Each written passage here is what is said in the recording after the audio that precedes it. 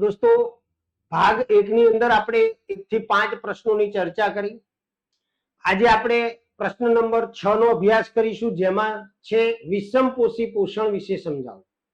જે સજીવો પોતાની જાતે ખોરાક બનાવી શકતા નથી તો એવા સજીવોને આપણે વિષમપોષી સજીવો કહીએ છીએ। તો શરૂઆત કરીએ દોસ્તો પ્રશ્ન નંબર 5 ની કે વિષમપોષી પોષણ એટલે શું। તો અહીંયા આપણે જોઈશું કે જે સજીવો પોતાની જાતે ખોરાક બનાવતા નથી પરંતુ ખોરાક માટે અન્ય સજીવો ઉપર આધાર રાખે છે, તો આવા સજીવોને દોસ્તો વિષમપોષી સજીવો કહેવાય, જેમાં લીલી વનસ્પતિ અને જીવાણુ સિવાય બધાનો સમાવેશ થાય। અને આ પ્રકારની પોષણ પદ્ધતિ જે છે એને વિષમપોષી પોષણ કહેવામાં આવે। જે સજીવો પોતાની જાતે ખોરાક બનાવતા નથી પરંતુ પોષણ માટે અન્ય સજીવો ઉપર આધાર રાખે છે, તો એવા સજીવોને વિષમપોષી સજીવો કહેવાય। અને એ જે પદ્ધતિ છે એને વિષમપોષી પોષણ પદ્ધતિ કહેવામાં આવે।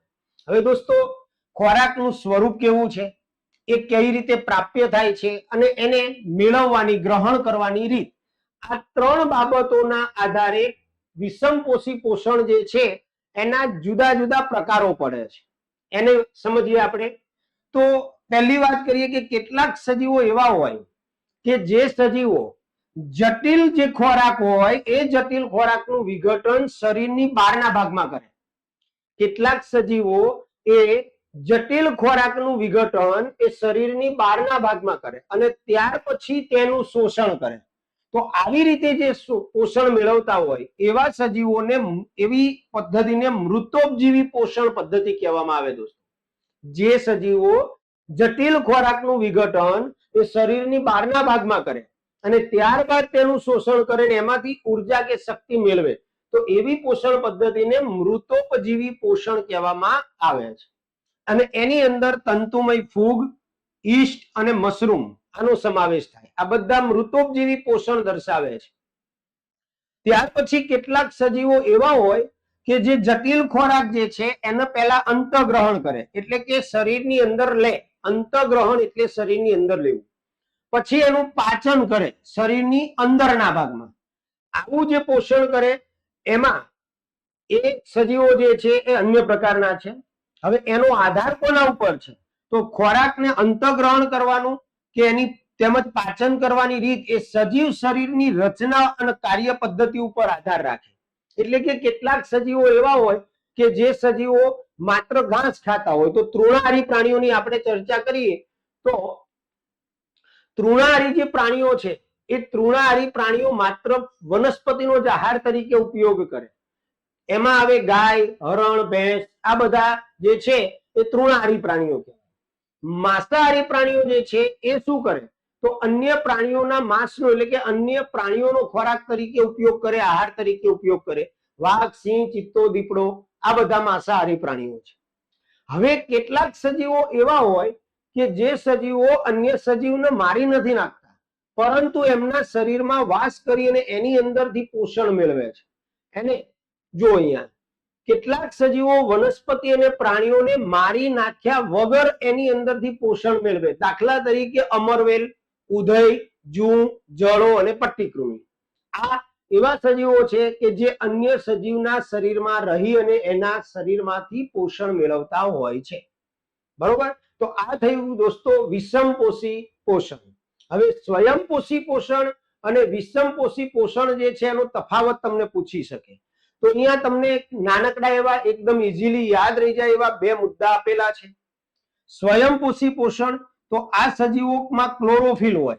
સ્વયંપોષી પોષણ લીલી વનસ્પતિ કરે ને એની અંદર હરિતદ્રવ્ય આવેલું હોય એટલે કે ક્લોરોફિલ હોય, જ્યારે વિષમપોષી પોષણની અંદર ક્લોરોફિલ હોતું નથી।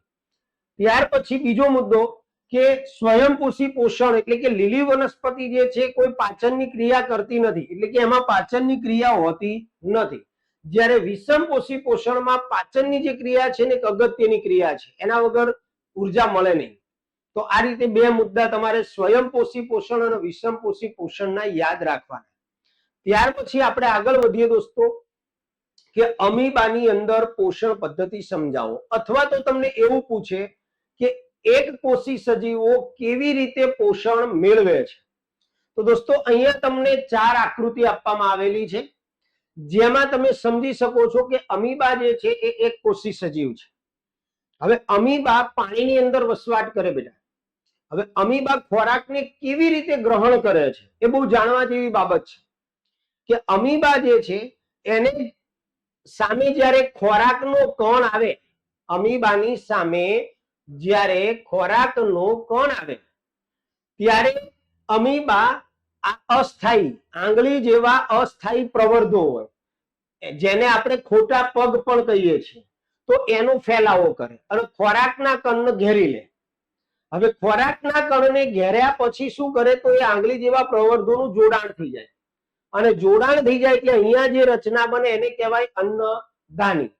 આ અન્નદાનીની અંદર ખોરાકનું પાચન થાય અને પાચન થયા પછી એનું શોષણ થાય ને એમાંથી શક્તિ મળે અને શક્તિ મળી ગયા પછી અપાચિત જે ખોરાક છે એ એની સપાટી ઉપર આવે અને બહારના ભાગમાં નિકાલ પામે.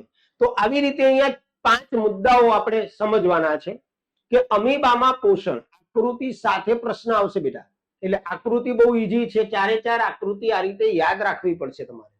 તો અમીબામાં પોષણની વાત કરીએ તો પહેલું આવે અંતગ્રહણ. અંતગ્રહણ એટલે કે મેળવવું, શરીરની અંદર લેવું. તો અમીબા શું કરે છે કે અમીબા કોષીય સપાટી પરથી આંગળી જેવા અસ્થાયી પ્રવર્ધની મદદથી ખોરાક ગ્રહણ કરે છે. તમે જુઓ અહીંયા ખોરાકનો કણ આવી ગયો, આ બે જે છે એને અસ્થાયી પ્રવર્ધ કહેવાય આ બંને, બરોબર, જે આંગળી જેવા હોય તો એ આંગળી જેવા અસ્થાયી પ્રવર્ધની મદદથી ખોરાકનો જે કણ છે એને ગ્રહણ કરે. આ પ્રવર્ધ ખોરાકના કણને ઘેરી લે છે. ત્રીજી આકૃતિમાં તમે જોશો કે ખોરાકનો કણ અંદર એન્ટર થઈ ગયો, ગ્રહણ કરવા માટે ખોરાકના કણને ઘેરી લીધો. હવે એ ઘેરવાથી જે જોડાણ કેળવીને જે બને છે એને કહેવાય અન્નદાની. તેની સાથે જોડાણ કેળવી તે અન્નદાની બનાવે છે. આ મુદ્દો જે છે તમારો એ અંતગ્રહણનો છે. હવે શું થશે તો બીજું આવશે પાચનનો મુદ્દો, કે અન્નદાનીની અંદર લાઇસોઝોમ નામનો ઉત્સેચક આવેલો હોય બેટા. અન્નદાનીની અંદર કયો ઉત્સેચક આવેલો હોય? લાઇસોઝોમ. તો લાઇસોઝોમ નામનો જે ઉત્સેચક હોય છે શું કરશે તો આ જે ખોરાકનો જટિલ પદાર્થ છે એનું સરળ પદાર્થમાં રૂપાંતર કરશે. જટિલ પદાર્થનું સરળ પદાર્થની અંદર રૂપાંતર કરશે. ત્યાર પછી ત્રીજો મુદ્દો આવશે શોષણ. અહીંયા પાચિત આવે. તો જે પાચિત ખોરાક છે એ પાચિત ખોરાકનું કોષરસમાં, હવે અહીંયા તમને જે ટપકા ટપકા જેવી રચના દેખાય છે એ છે કોષરસ. તો પચેલો જે ખોરાક છે એ ખોરાક કોષરસમાં પ્રસરણ પામે. ત્યાર પછી ચોથો મુદ્દો આવશે બેટા પરિપાચન. પાચિત ખોરાકમાંથી શક્તિ મેળવાય પરિપાચનમાં, જે અમીબાની વૃદ્ધિ માટે વપરાય છે. અને છેલ્લે જે પચ્યા વગરનો જે ખોરાક છે અપાચિત ખોરાક, છેલ્લો મુદ્દો આવશે મળોત્સર્જન. તો અપાચિત જે ખોરાક છે, પચ્યા વગરનો જે ખોરાક છે એ કોષની સપાટી ઉપર આવી જશે, ગતિ કરે છે અને કોષમાંથી એ બહાર નિકાલ કરે છે.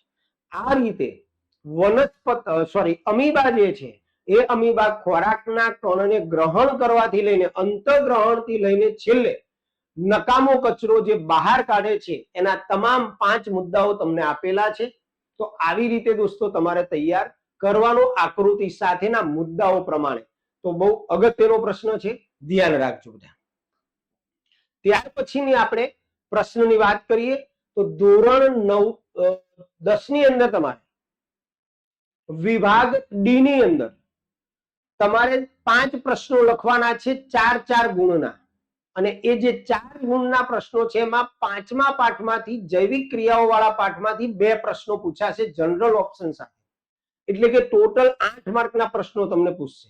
અને એના માટે ખૂબ જ અગત્યનો આ પ્રશ્ન છે દોસ્તો. મનુષ્યની પાચન તંત્રની આકૃતિ દોરીને એની રચના સમજાવો, મનુષ્યનું પાચન તંત્ર સમજાવો. બરોબર ધ્યાન આપજો, એક એક પોઈન્ટને આપણે ચર્ચા કરીશું. સૌ પહેલા એની આકૃતિ ઉપર જઈએ. તો આકૃતિ દોરવાની છે એટલે એની પ્રેક્ટિસ કરવી પડશે. એકવાર દોરવાથી નહીં આવડી જાય, વારંવાર દોરવી પડશે દોસ્તો. તો મનુષ્યની જે પાચન તંત્ર છે એ 2 વસ્તુથી બનેલું હોય, એક પાચક અંગો અને એક સહાયક ગ્રંથિઓ. પાચક અંગોની વાત કરીએ તો મુખ આવે બેટા, પછી જીભ આવે, પછી અન્નનળી આવે, જઠર આવે, નાનું આંતરડું, મોટું આંતરડું અને મળદ્વાર. આ જે છે તમારા પાચક અંગો છે. મુખ, જીભ, અન્નળી, જઠર, નાનું આંતરડું, મોટું આંતરડું અને મળદ્વાર. હવે સહાયક પાચક ગ્રંથિની વાત કરીએ તો જીભની નીચેના ભાગમાં લાળ ગ્રંથિ આવે, એટલે એક ગ્રંથિ આવશે લાળ ગ્રંથિ. ત્યાર પછી બીજી આવશે તમારે યકૃત અને ત્રીજું આવશે સ્વાદુપિંડ. આકૃતિને નામ નિર્દેશન કરવું પડશે અને પરીક્ષાની અંદર તમને એવી રીતે પણ પૂછાય કે આવી બ્લેન્ક આકૃતિ આપેલી હોય ને એમાં XYZ એવી રીતે આપેલું હોય તો એ અંગો ઓળખવાના આવે. તો બરોબર ધ્યાન રાખજો, આટલું તો તમને ખબર પડે. આ જે છે અન્નનળી છે, અહીંયા તમને જે આકાર આપેલો છે એ જઠર છે બેટા. ત્યાર પછી આ જે આકાર છે, જો બરોબર ધ્યાન રાખજો, આ જે આકાર છે એ છે પિત્તાશય. આ વચ્ચેનો પિત્તાશય અને આ આખું જે છે એ તમારું યકૃત છે અને એની અંદર પિત્તાશય આવે. ત્યાર પછી અહીંયા એક પાંદડા જેવો આકાર આપેલો છે, આ રહ્યો, એ જે છે સ્વાદુપિંડ છે. બરોબર, તો ધ્યાન રાખવાનું, આ મોટું આંતરડું છે, અંદરને ગૂંચળા વાળું જે છે નાનું આંતરડું છે. તો આ બધા જ અંગો તમારે યાદ રાખવાના છે. તો શરૂઆત કરીએ આપણે. તો એની અંદર મનુષ્યનું પાચન તંત્ર એ બે વસ્તુથી બનેલું છે, એક પાચક અંગ અને એક છે સહાયક ગ્રંથિઓ.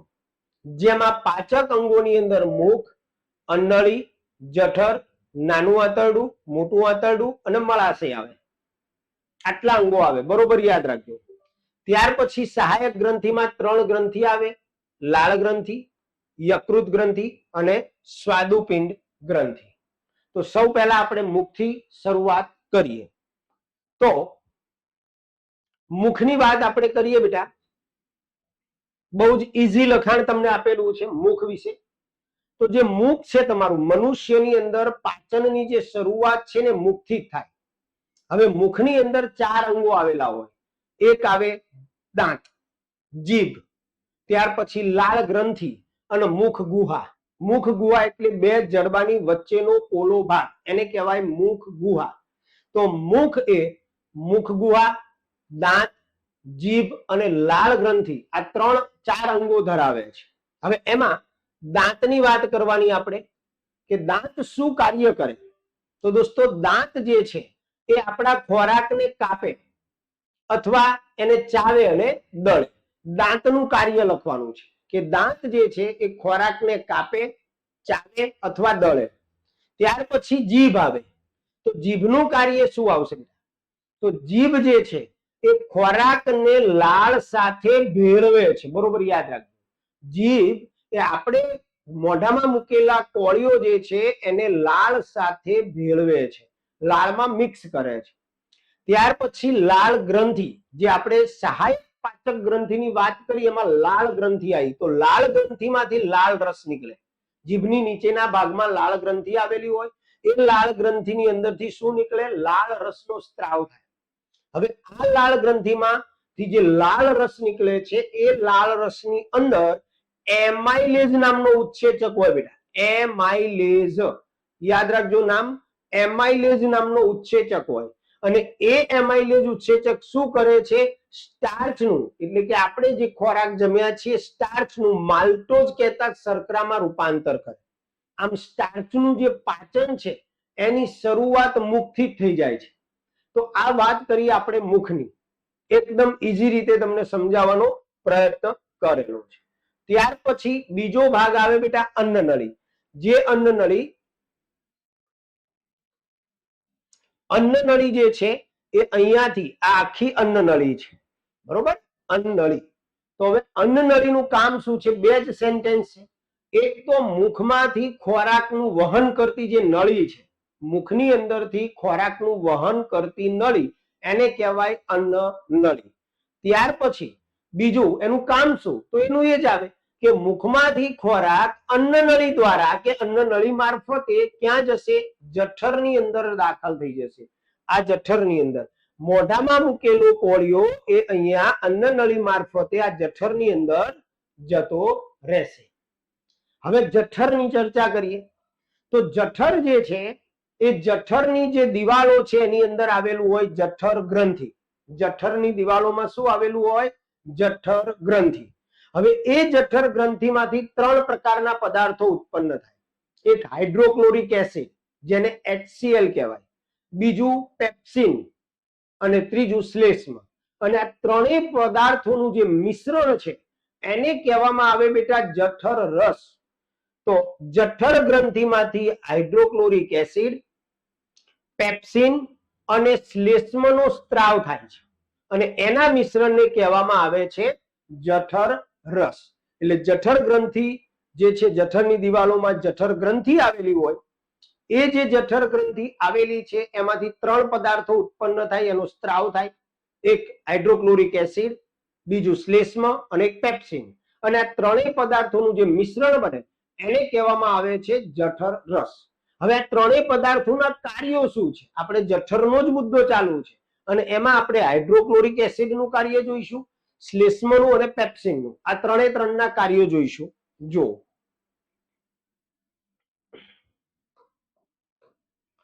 તો હાઇડ્રોક્લોરિક એસિડ શું કાર્ય કરે બેટા? તો હાઇડ્રોક્લોરિક એસિડ આપણે જે ખોરાક ખાધો છે એ ખોરાકને એસિડિક અથવા એસિડમય બનાવે. જઠરમાં જે ખોરાક આપણે જમ્યા એ ખોરાક જ્યારે જઠરમાં જાય ત્યારે જઠરમાં રહેલા એ ખોરાકને એસિડમય બનાવવાનું કાર્ય હાઇડ્રોક્લોરિક એસિડ કરે છે. બીજું શું કાર્ય કરે છે? તો એ પેપ્સિન ઉત્સેચક જે છે એ પેપ્સિન ઉત્સેચકની પ્રક્રિયામાં મદદરૂપ થાય છે. અને ત્રીજું કાર્ય, આપણે જે ખોરાક જમ્યા છીએ એ ખોરાકની સાથે જે બેક્ટેરિયા ગયા હોય એ બેક્ટેરિયાનો નાશ કરે છે. ખોરાક સાથે પ્રવેશેલા બેક્ટેરિયાનો નાશ કરે છે. તો આ હાઇડ્રોક્લોરિક એસિડના કાર્યો આયા. હવે પેપ્સિન શું કામ કરે છે? તો પેપ્સિન જે છે ખોરાકમાં જે પ્રોટીન છે પ્રોટીનનું અપૂર્ણ પાચન કરે છે. જઠરની અંદર ખોરાકનું પ્રોટીનનું અપૂર્ણ પાચન એ પેપ્સિન ઉત્સેચક કરે છે. અને લાસ્ટ શ્લેષ્મ. તો શ્લેષ્મ નામનો પદાર્થ શું કરે છે? તો કે હાઇડ્રોક્લોરિક એસિડ અને આ પેપ્સિન આ 2 પદાર્થો છે એની અસરથી જઠરની જે દિવાલ હોય એ દિવાલને રક્ષણ આપે છે. તે જઠરની દિવાલને HCl અને પેપ્સિનની સામે રક્ષણ આપે છે. તો આ રીતે દોસ્તો જઠરનો મુદ્દો તૈયાર કરવાનો. તમે આ પ્રશ્નને એક સાથે વાંચશો તો જલ્દી યાદ નહીં રહે, પરંતુ એક એક પોઈન્ટને, એના કોન્સેપ્ટને સમજવાનો પ્રયત્ન કરજો. હવે જઠર પછી આપણે આગળ વધીએ તો નાના આંતરડાને પછી લેવાનું છે. પહેલા 2 સહાયક ગ્રંથિઓની વાત કરવાની છે. એમાં પહેલી ગ્રંથિ છે યકૃત. જે યકૃત દોસ્તો અહીંયા છે, જો તમને બતાવી દઉં.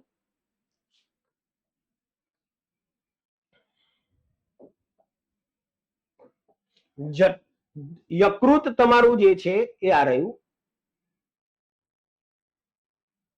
આ યકૃત છે, બરોબર? ક્લિયર? હવે આ યકૃતનું કામ શું છે? તો યકૃતની અંદરથી પહેલા પિત્ત નીકળે. યકૃતની અંદરથી પિત્તનો સ્ત્રાવ થાય. યાદ રાખજો, બરોબર? યકૃતની અંદરથી પિત્તનો સ્ત્રાવ થાય. હવે પિત્ત કેવા રંગનું હોય? તો લીલાશ પડતા પીળા રંગનું હોય. પિત્તનો રંગ જે છે એ લીલાશ પડતો પીળો હોય. પિત્તનો સંગ્રહ ક્યાં થાય? તો એની ચર્ચા આપણે કરીએ. તો પિત્તનો સંગ્રહ અહીંયા તમને દેખાઈ રહ્યું છે, બીજું એક અંગ જુઓ, આ છે પિત્તાશય, બરોબર? અહીંયા નામ આપેલું છે પિત્તાશય. તો પિત્તનો સંગ્રહ જે છે ને આ પિત્તાશયની અંદર થાય છે. હવે પિત્તની અંદર પિત્ત કામ શું કરે? તો જે એસિડિક ખોરાક આપણો જઠરમાંથી આવ્યો છે એ એસિડિક ખોરાકને આલ્કલાઇનમાં ફેરવવાનું કામ પિત્ત કરે છે. એટલે કે આલ્કલાઇન મતલબ બેઝિક ખોરાક. એસિડિક ખોરાકમાંથી એને બેઝિકમાં ફેરવે છે, આલ્કલાઇનમાં ફેરવે છે. અને એની અંદર પિત્ત ક્ષારો આવેલા હોય. તો પિત્ત ક્ષારો શું કામ કરે? તો જે ચરબીના મોટા ગોલકો હોય, આપણે જે જમ્યા હોઈએ એમાં તેલ વાળું પણ હોય, ઘી વાળું હોય, દૂધ જમ્યા હોઈએ તો એની અંદર ચરબી રહેલી હોય, ફેટ રહેલું હોય.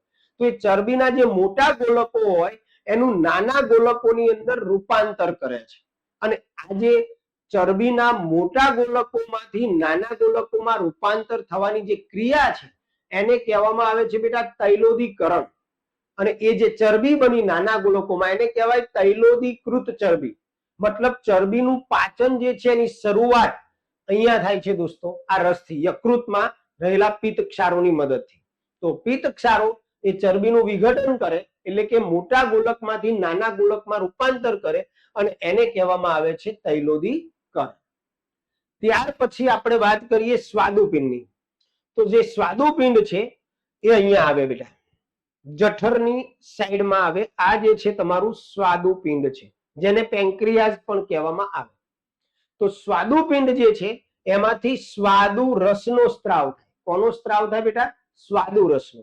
હવે સ્વાદુ રસની અંદર 3 પ્રકારના ઉત્સેચકો ઉત્પન્ન થયેલા હોય. 3 પ્રકારના ઉત્સેચકો સ્વાદુ રસની અંદર. કયા કયા? તો એક એમાઇલેઝ, એક ટ્રિપ્સિન અને એક લાઇપેઝ. હવે જે એમાઇલેઝ છે શું કાર્ય કરે? તો એમાઇલેઝ કાર્બોદિતનું પાચન કરે, એટલે કે સ્ટાર્ચનું પાચન કરે, કાર્બોદિત. ટ્રિપ્સિન શું કામ કરે? તો એ પ્રોટીનનું પાચન કરે. જે ઉપર અપૂર્ણ પાચન થયું હતું એનું સંપૂર્ણ પાચન, એટલે કે ટ્રિપ્સિન જે છે પ્રોટીનનું પાચન કરે.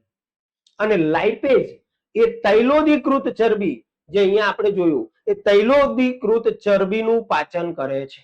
તો આ જે સહાયક ગ્રંથિઓ છે એમાંથી નીકળતા સ્ત્રાવ એ ખૂબ જ અગત્યના છે દોસ્તો. અને એમાં પિત્ત જે છે, યકૃતમાંથી ઉત્પન્ન થતો પિત્ત એ કોઈ પણ પ્રકારનો ઉત્સેચક ધરાવતો નથી, છતાં પણ એ સારામાં સારો પાચક રસ છે, જેને આપણે આગળ પ્રશ્ન સ્વરૂપે જોઈશું. હવે અહીંયા સહાયક પાચક ગ્રંથિઓ પૂર્ણ થઈ. ત્યાર પછી આપણું આવશે નાનું આંતરડું. નાનું આંતરડું આ અંદર રહેલું ગૂંચળામય અંગ છે, બરોબર? તો ખોરાકના પાચન માટેનું જે મુખ્ય અંગ જે છે આપણું, એ છે નાનું આંતરડું બેટા. ખોરાકના પાચન માટેનું મુખ્ય અંગ એ નાનું આંતરડું છે. એનું કેવું હોય તો કે પાચન માર્ગનું સૌથી લાંબુ કહેવાય શું? નાનું આંતરડું. પણ નાનું નથી, એ પાચન માર્ગનું સૌથી લાંબામાં લાંબુ અને ગૂંચળામય અંગ છે. નાનું આંતરડું એ પાચન માર્ગનું સૌથી લાંબામાં લાંબુ અને ગૂંચળામય અંગ છે. હવે નાના આંતરડાની અંદર કયા કયા પદાર્થોનું સંપૂર્ણ પાચન થાય? લગભગ મોસ્ટ ઓફ પદાર્થોનું સંપૂર્ણ પાચન જે છે એ નાના આંતરડામાં થઈ જ જાય છે. પણ એમાં કાર્બોદિત, પ્રોટીન અને ચરબી, આ 3 પદાર્થોનું સંપૂર્ણ પાચન નાના આંતરડાની અંદર થાય છે. કેમ થાય છે? કારણ કે નાના આંતરડામાં આપણે આગળ જોઈ જે 2 સહાયક ગ્રંથિઓ, એક યકૃત અને સ્વાદુપિંડ, એમાંથી જે ઉત્પન્ન થતા સ્ત્રાવ છે એ નાના આંતરડામાં જે ખોરાક આવ્યો હોય એની અંદર ભળે છે, અને એટલે એનું સંપૂર્ણ પાચન અહીંયા થઈ જાય છે. નાના આંતરડાની અંદર બેટા આંગળી જેવા પ્રવર્ધો આવેલા હોય, જેને રસાંકુરો કહેવાય. નાના આંતરડાની અંદર આંગળી જેવા પ્રવર્ધો આવેલા હોય, જેને રસાંકુરો કહેવામાં આવે.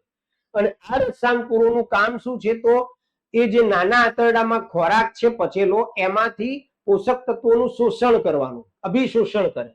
આ રસાંકુરો જે છે એ અભિશોષણ માટે સપાટીનું ક્ષેત્રફળ વધારે છે. રસાંકુરો આ રીતે આંગળી જેવા હોય, અને એ આંગળી જેવા પ્રવર્ધોની મદદથી, રસાંકુરોની મદદથી નાનું આંતરડું થોડું નાનું દેખાય, પણ હોય છે મોટું. સપાટીનો વિસ્તાર વધી જાય છે. આ રીતે નાના આંતરડાની અંદર કાર્બોદિત, પ્રોટીન અને ચરબી, આ દરેક પદાર્થનું સંપૂર્ણ પાચન થઈ જાય છે. ત્યાર પછી આપણે ભણીશું મોટું આંતરડું. હવે દોસ્તો, નાના આંતરડામાં જે પચેલો ખોરાક છે એમાંથી પોષક તત્વો આપણા બ્લડની અંદર, લોહીની અંદર ભળી જાય છે. હવે જે પચ્યા વગરનો જે ખોરાક છે એ નાના આંતરડાની અંદરથી મોટા આંતરડાની અંદર પ્રવેશ કરે છે. ચાલો, તો મોટું આંતરડાની ચર્ચા કરીએ આપણે. તો પચ્યા વગરનો જે ખોરાક છે એ મોટા આંતરડાની અંદર આવે.